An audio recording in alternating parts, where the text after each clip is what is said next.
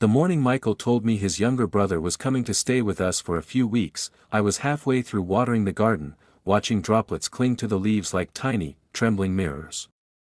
Our home had become a place of silence, peaceful on the surface, but hollow underneath. I didn't blame Michael for the distance between us. We had simply drifted apart without noticing, like two boats tied to the same dock but facing different directions. Michael stepped onto the porch with his usual distracted expression, phone still in hand.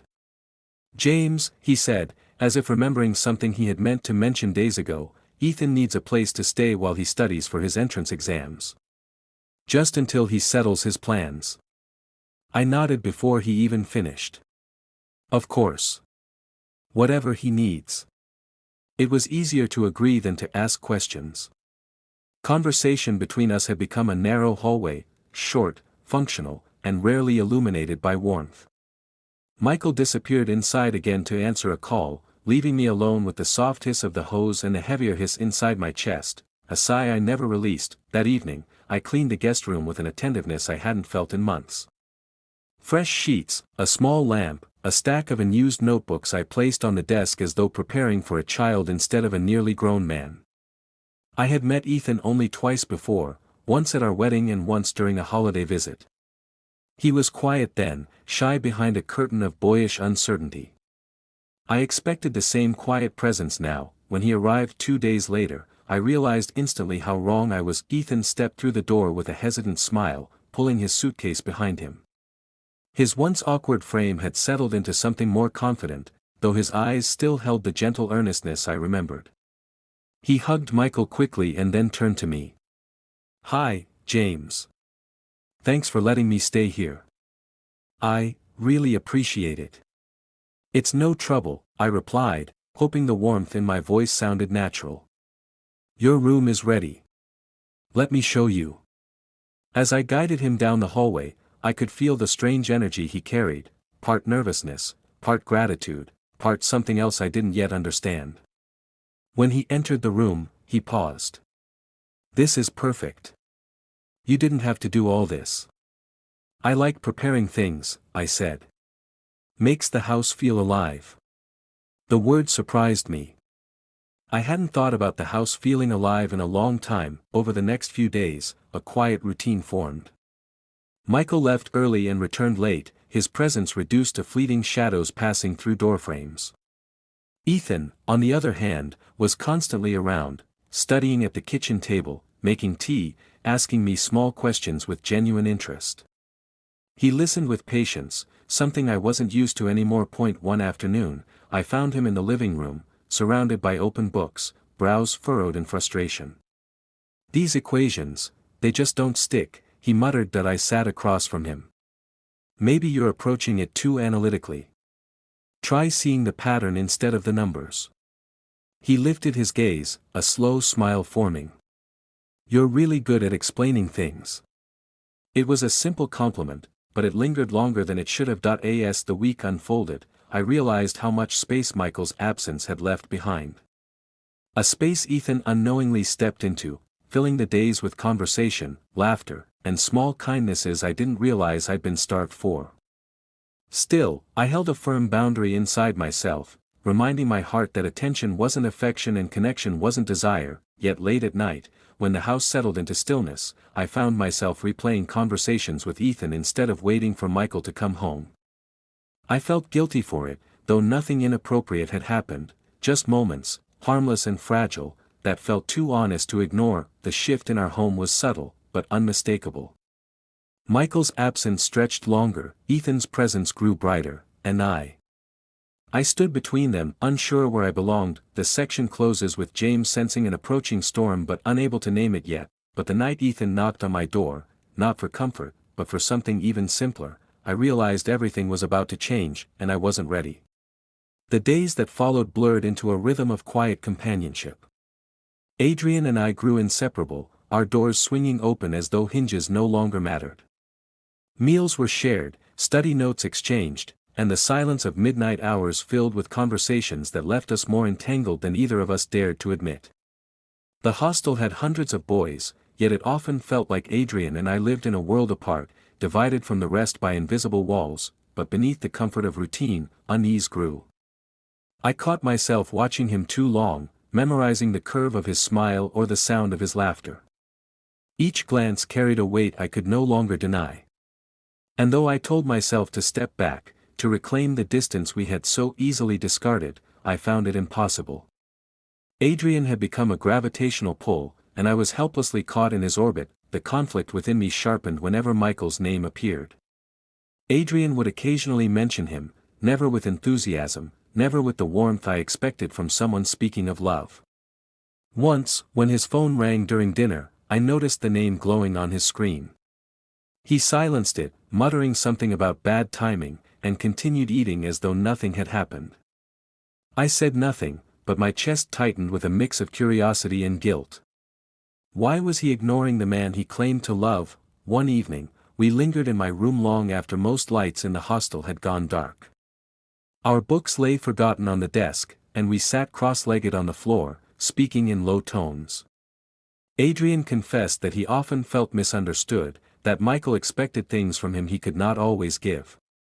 His words were steady, but his eyes betrayed a vulnerability he rarely allowed others to see. I wanted to comfort him, to say something meaningful, but all I managed was silence. In that silence, I realized my role was shifting. I was no longer just his friend. I was becoming his confidant, the one who knew the cracks in his carefully constructed armor. Guilt gnawed at me. I should have set boundaries, should have reminded him of the man waiting for him elsewhere. Yet the truth was crueler. I didn't want to. I wanted to be the one he turned to, the one who filled the void Michael seemed unable to reach. Each word he spoke deepened my longing and eroded my resolve. The night of confession came quietly, almost tenderly. We had been arguing over something trivial, whether he should reconcile with Michael or demand more honesty from him. I had spoken with unusual sharpness, frustration boiling over, not at Michael but at the invisible tether that bound Adrian away from me. He fell silent, staring at me with an expression I couldn't decipher. And then, without warning, he leaned forward and pressed his lips against mine. The kiss was brief but electric, shattering the fragile wall I had clung to for weeks. When he pulled away, the air between us seemed charged, the silence deafening. My heart pounded as I searched his face for regret, but all I saw was confusion, confusion that mirrored my own. We sat there, eyes locked, caught between desire and dread. Neither of us spoke of it the next day. Yet the current between us had shifted irreversibly. Every word, every gesture carried the echo of that moment. And though we tried to pretend otherwise, the truth hovered like a storm cloud. We had crossed a line. That night, Adrian returned to my room. There were no excuses this time, no pretense of study or conversation. He closed the door softly behind him, and in the quiet that followed, we gave in to what we had both been resisting. The weight of secrecy pressed down on me even as I felt the exhilaration of closeness I had long imagined. It was everything I had wanted, and everything I feared. When dawn broke, the world outside continued as though nothing had changed. Boys shouted in the corridor, breakfast smells drifted from the mess hall, and life resumed its predictable rhythm. But for me, nothing was the same. I lay awake long after Adrian slipped back into his own room, replaying every detail, every breath. The thrill was intoxicating, but beneath it lurked a shadow I could not ignore, that we had betrayed someone who trusted him, someone who deserved honesty. I had stepped willingly into the role of the intruder, the secret. The thought should have filled me with shame, but instead, it left me torn, between guilt and the dangerous sweetness of having what I had silently desired. And as I stared at the ceiling, I knew with painful clarity, the path ahead would not be simple. What had begun with a knock on the door had become something neither of us could control. The morning after Ethan's confession, the world outside our apartment looked painfully ordinary: sunlight on the windowsill, the hum of distant traffic, the smell of coffee brewing. Yet inside, everything felt altered, fragile. I moved quietly through the kitchen, my mind heavy with questions I didn't know how to ask. Ethan sat at the table, his eyes tracing the rim of his mug as though it held all the answers he was too afraid to speak aloud. For a while, neither of us said anything. There was nothing left to defend, no illusion to protect. I finally broke the silence. "Tell me why you want me to meet him." Ethan's gaze lifted, uncertain but sincere. Because I want to stop pretending. You deserve to see who I really am, and who he is. I don't expect you to forgive me. I need to be honest, completely, for once. His voice trembled, but his honesty was steady. I saw a kind of peace in him I hadn't seen in months. It was the peace of someone finally stepping into their truth, no matter the cost.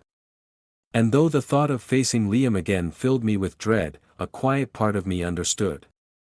Love, even broken love, demanded understanding before it could let go. 2 days later, we met at a small cafe near the park. The autumn air was cool, carrying the scent of wet leaves and roasted coffee beans. Liam was already there when I arrived, sitting by the window with 2 cups on the table.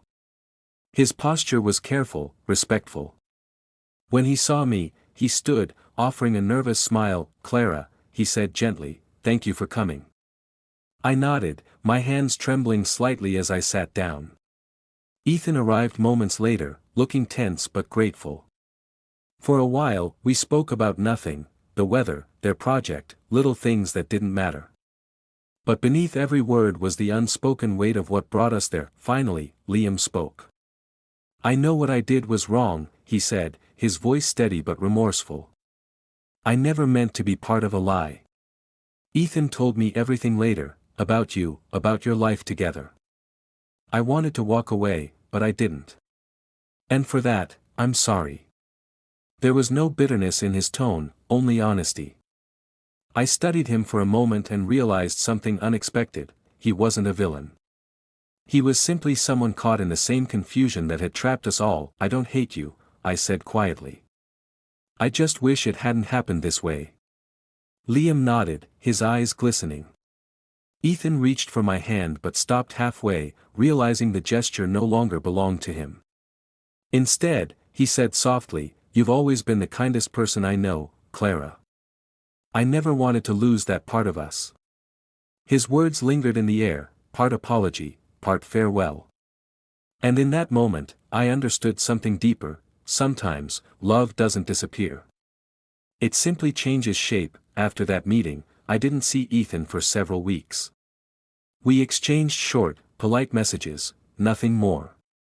The space between us became necessary, almost sacred. I spent that time learning to live without him, rearranging furniture, taking long walks, rediscovering old hobbies.